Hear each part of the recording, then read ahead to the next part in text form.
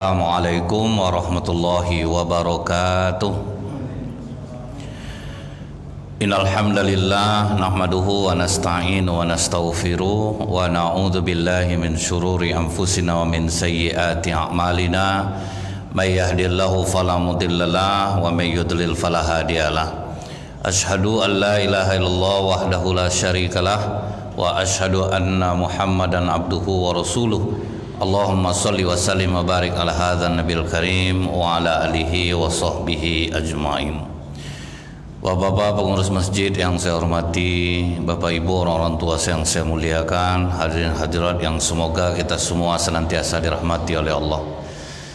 Bersyukur kita kepada Allah dengan mengucapkan alhamdulillahirabbil alamin. Bersolawat kita kepada Rasulullah sallallahu alaihi wasallam dengan ucapan Allahumma sholli ala Muhammad wa ala alihi washabbihi wasallim. Tidak bisa kita pungkiri, Pak, memang ada di antara hamba-hamba Allah ini yang memiliki kelebihan-kelebihan selain apa yang dipikirkan oleh manusia normal. Yang kalau kita lebih familiar menyebutnya wali-wali Allah ini, Pak. Ahlus Sunnah wal Jamaah pun menyepakati bahwa wali-wali Allah, orang-orang yang diberikan Allah kelebihan itu memang ada. Tetapi kadang banyak kita ini yang menyalah artikannya sehingga bersikap terlalu berlebih-lebihan. Ya, misalnya kalau kita lihat nih, Pak, ya, di dalam Al-Quran Allah katakan kalau misalnya seseorang itu memang cinta kepada Allah, qul in kuntum tuhibbunallah fattabi'uni yuhibbukumullah. Jika kalian mencintai Allah, ikutlah aku, niscaya Allah akan mencintai kalian. Otomatis kalau wali Allah itu dia mengikut Rasulullah, salatnya terjaga. Jadi bukan berarti kita kadang meyakini dia tuh tidak sholat lagi karena level keyakinannya kepada Allah sudah teramat tinggi. Ya, ini yang banyak yang salah arti kita, Pak, kan? Terus dia kelebihan yang dimilikinya bisa jadi itu dari jin atau setan. Dan ini banyak dibahas oleh Imam Ibnul Qayyim al-Jauziyah rahimahullah di kitab Talbisul Iblis. Misal dia orang soleh nih, Pak, datang orang membayar utang kepadanya. Orang mau bayar utang kepadanya, kata dia, lemparkan saja uang itu ke laut, nanti ada kepiting yang akan mengantarnya. Kan inilah, Pak, memang betul, Pak. Apalah salahnya, terimalah di orang, apa susah lah orang dibuatnya, Pak, kepiting susah dibuatnya supaya nampak kelebihan dia, dan orang suka meyakini seperti itu tuh, Pak. Wah, punya kelebihan nih, hebat nih, akhirnya banyaklah pengikutnya.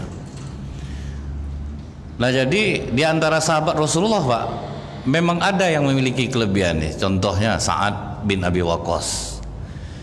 Itu di antara para sahabat doanya memang diakui, Pak. Kalau doa saat ini, sampai kalau untuk perang itu, Sa'ad doakan agar bidikan panahku ini tepat. Nah, itu Sa'ad bin Abi Waqqas. Jadi ada di antara sahabat Rasulullah itu yang memiliki kelebihan. Bukan berarti yang lainnya tidak, Pak. Cuman ada dia memiliki kelebihan karena mungkin lebih bersih hati, lebih jujur, lebih ikhlas. Sa'ad bin Abi Waqqas itulah, Pak, ketika Ali dihina orang di pasar, sudah disuruhnya berhenti, Pak. Berhentilah kau, lebih mulia Ali di sisi Allah lagi daripada kau nih. Tidak berhenti juga memaki-maki Ali, Pak. Kau nanti bermohon aku kepada Allah, celaka kau nanti. Akulah kau takut-takut, kan, kata orang nih, Pak. Bantainya berwuduk, sholat sunat 2 rakaat. Dan ini juga menjadi kebiasaan Rasulullah. Kalau ada masalah yang tidak putus, Pak, wuduk, sholat 2 rakaat. Rasulullah Sa'ad bin Abi Waqqas sholat 2 rakaat, berdoa dia kepada Allah, ya Allah, bila Ali lebih mulia di sisimu daripada orang yang menghina tadi, perlihatkanlah kekuasaanmu, ya Allah. Lepas onta liar, Pak, dihantamnya orang yang memaki Ali tadi sampai akhirnya mati. Jadi doanya, tapi mencelakakan orang tuh kan udah dilarang tadi, Pak. Sudah dikasih pengertian. Apalagi seperti Ali bin Abi Thalib itu, Rasulullah aja mengatakan karamallahu wajhah, wajahnya itu memang mulia, Pak, dikarenakan dari mulai zaman jahiliyah dia tidak pernah menghadapkan mukanya ke berhala. Makanya dia dikasih nama karamallahu wajhah. Jadi dihina pula dia, Pak, kan tentu Allah marah. Apa kata Allah dalam hadis qudsi? Apabila aku telah mencintai hambaku, maka aku beritahukan kepada penduduk langit bahwa aku mencintai si fulan, maka serentaklah penduduk langit mencintainya. Kalau udah gitu siapa yang bisa membahayakan, Pak? Nah, itu Sa'ad bin Abi Waqqas. Siapa lagi di antara 10 sahabat Rasulullah yang dijamin masuk surga dan memiliki kelebihan? Said bin Zaid, adik ipar Umar bin Khattab. Itu, Pak, sewaktu perang Yarmuk. Perang Yarmuk tuh umat Islam cuma 24.000. Lawannya, Pak, 120.000. 24.000 lawan 120.000. Itu Said bin Zaid maju, Pak, kocar kacir dibuatnya, Pak, kalah yang 120.000. Nah, jadi orang pun sudah mengakui kelebihan Said bin Zaid. Gentar orang nengok dia, Pak, seramai itu orang kafir gentar melihat dia maju. Nah, setelah itu, Pak, Said bin Zaid ini pernah bermasalah sewaktu dia jadi wali kota Yaman. Waktu itu yang jadi gubernur Marwan bin Hakim. Ada perempuan mengaku bahwa Said bin Zaid telah mengambil tanahnya. Nah, jadi urusan tanah ini dari dulu lagi, Pak. Surat berlimpit-limpit itu dari dulu begitu. Dituduhnya, Pak, Said bin Zaid ngambil tanahnya. Udah dikasih tahu sama Zaid, kau jangan kau sebarkan berita bohong nih. Tidak mungkin lah aku ngambil tanah kau. Tetap arwah binti Uwais ini, Pak, tetap dia mengatakan Said mengambil tanahnya. Dan pandainya dia menjelaskan, banyak orang percaya. Sampai akhirnya Said bin Zaid dipanggil oleh gubernur Marwan bin Hakam. Apa betul kau mengambil tanah Urwah binti Uwais? Aku ini sahabat Rasulullah. Aku sudah mendengar Rasulullah mengatakan, jangankan ngambil tanah orang banyak, sejengkal tanah aja diambil akan dikalungkan 7 petala bumi. Itu pula mau kumakan tanahnya. Tapi nampaknya orang percaya dengan Urwah binti Uwais ini, Pak. Dilarang lagi terakhir sama Said. Bisa enggak kau berhenti menuduhku ngambil tanah kau? Oh, memang kau ngambil tanah, macam-macam lah, Pak. Melawan ras terkuat di bumi lah, mana menang kita, Pak. Ras terkuat di bumi ini kan perempuan, Pak. Payah melawannya, awak yang salah. Ditawari makan apa, Dek? Terserah aja lah, bakso lah ya. Enggak usah lagi, kan bingung kita, Pak. Itulah ya, ras terkuat di bumi istilahnya sekarang memang. Nah, kemudian karena enggak mau juga berhenti, Said wudhu, sholat 2 rakaat, berdoa dia kepada Allah. Ya Allah, bila aku benar di sisimu dan dia membuat pengakuan palsu, tampakkanlah patok tanah itu. Dan bila aku benar, butakanlah matanya dan matikanlah dia di dalam tempat tanah yang dia katakan aku mengambilnya. Setelah Said berdoa, Pak, hujan deras hari, disapu banjirlah tanah yang disengketakan tuh, Pak. Nampak patok tanah Said. Nah, ternyata Said tidak mengambil tanah Urwah. Setelah itu, Bu, buta mata Urwah ini, Pak. Jadi orang baru langsung semua mengatakan berarti Said benar. Tuh tengok, buta mata dia. Dan dia pernah ke belakang rumahnya meraba-raba masuk ke sumur tempat dia mengatakan Said mengambil tanah itu. Matilah di situ. Jadi sampai orang-orang di Yaman waktu itu mengatakan hati-hati dengan doa. Said pernah membuat buta seorang wanita. Padahal, Pak, ada juga dalam Islam ini doa orang teraniaya makbul. Jadi mungkin karena beliau teraniaya juga memakbulkan doanya. Ditambah lagi beliau ini adalah satu di antara 10 orang sahabat Rasulullah yang dijamin masuk surga. Jadi kita lihat sekarang, Pak, ya, ada orang soleh sakitnya aneh-aneh. Takutnya itulah, Pak, kalau kita menjelekkan orang biasa, menggunjing orang biasa, ahihi maitam fakarihtumuh, sama dengan memakan bangkai daging saudara kita yang sudah mati. Makanya banyak penyakit kita banyak makan daging bangkai orang nih, Pak. Nah, menjelek-jelekkan ulama sama dengan memakan daging bangkai beracun lagi Pak. Jadi kalau nengok orang soleh aneh penyakitnya, takutnya itu ada ndak menghina ulama, takutnya menghina ulama Pak. Temakan daging bangkai beracun tuh mati ndak mau, hidup pun payah jadinya Pak. Dicek ke dokter, kata dokter udahlah ndak usah lu pantang makan lagi, dah pening lah dokter Pak, ada segala macam obat dikasih ndak juga mau, dia juga baru yang ke rumah sakit baru Pak. Udahlah ibu jaga aja lah bapak nih bu, kasihlah makan sesuka dia ya. Malas jadinya Pak. Karena kita ini kadang tidak sadar sekarang ini sudah banyak sudah Pak memakan daging bangkai orang hampir tiap hari. Makan daging bangkai ulama itu yang ngeri bu. Saling menghujat salah satu pendukung ustadz dengan pendukung ustadz yang lain. Nah tuh Pak sedang marah betul di Pekanbaru nih. Hati-hati lah bapak Pak. Sakit bapak nanti. Kemudian bu, ada sahabat Rasulullah yang tidak terkenal namanya A'la Al-Hadrami.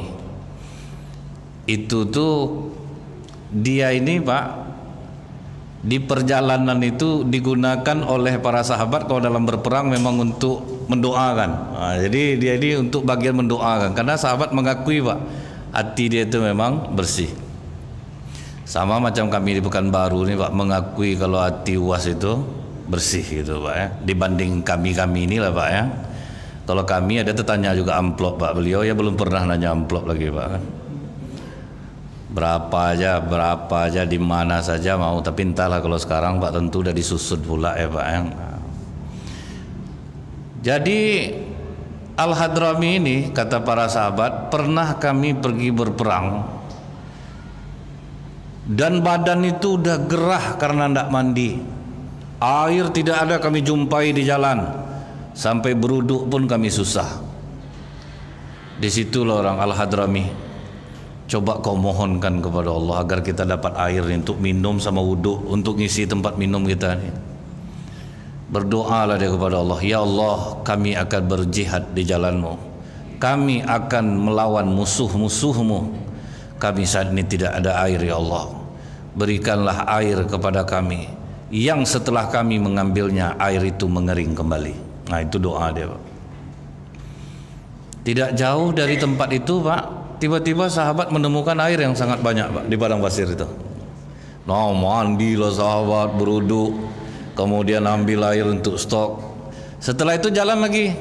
Nah salah satu ada yang iseng tuh Pak.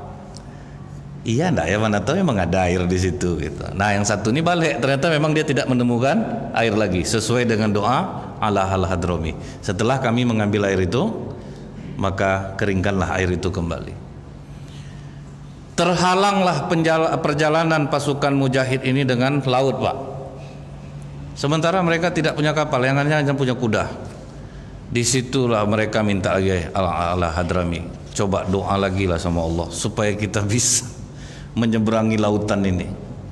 Berdoa dia balik, ya Allah yang maha agung. Sederhana ya sebetulnya kata-kata doa itu sering juga kita ucap, cuman orang macam kita ini payah ngucapkan itu tuh Pak. Kita bohong banyak ya Pak ya. Nah, mata tak mau mana mandangnya Pak kan. Nah.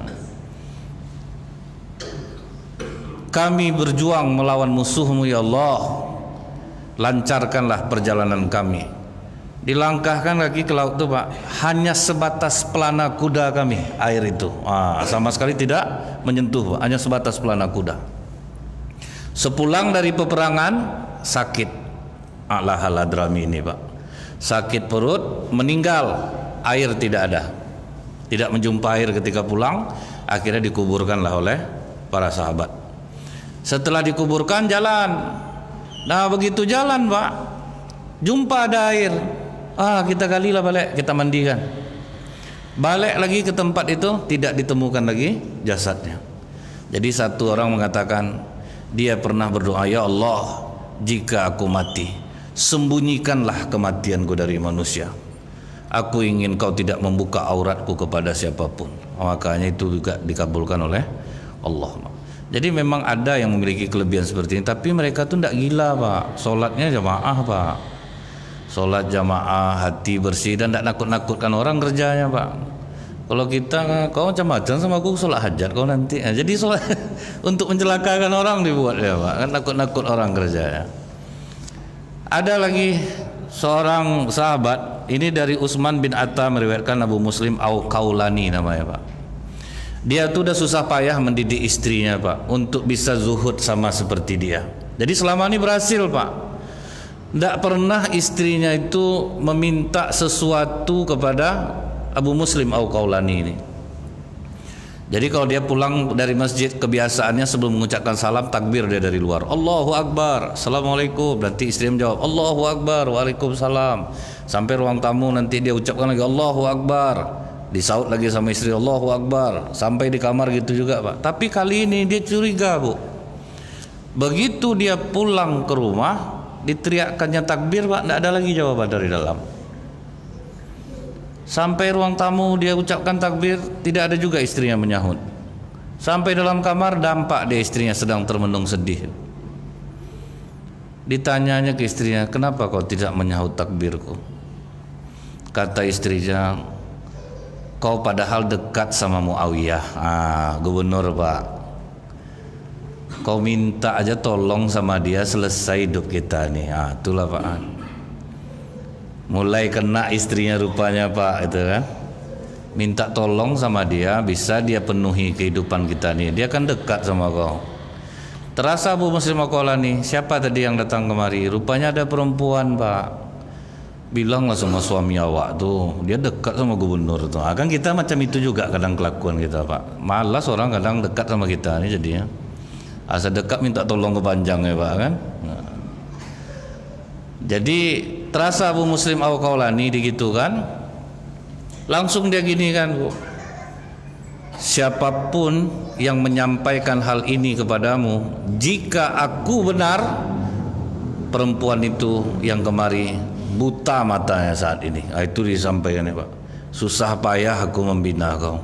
Dia takut jadi istri Nabi Lut nanti Pak. Istri Nabi Lut awalnya taat loh Bu, mau hidup apa adanya, tidak pernah komplain kepada Nabi Lut. Masuk nenek-nenek ke rumahnya, boleh minta air nak, dikasihnya air, dimuntahkan oleh nenek tuh, kau cantik tapi air di rumah kau ini tidak layak untuk diminum. Itu asutan dia Bu. Kalau kau mau, aku ada tugas untuk kau. Sekali kau ngomong, ku kasih kau 1 keping emas. Apa tuh nek? Asal ada laki-laki kemari, kau kasih aku informasi itu. Kan laki-laki kaum Lut kan homo Pak. Dapat kau 1 koin emas, dikhianatinya lah suaminya sejak saat itu Pak. Itulah bahayanya Bu. Jadi itu yang ditakutkan Abu Muslim Al-Qaulani.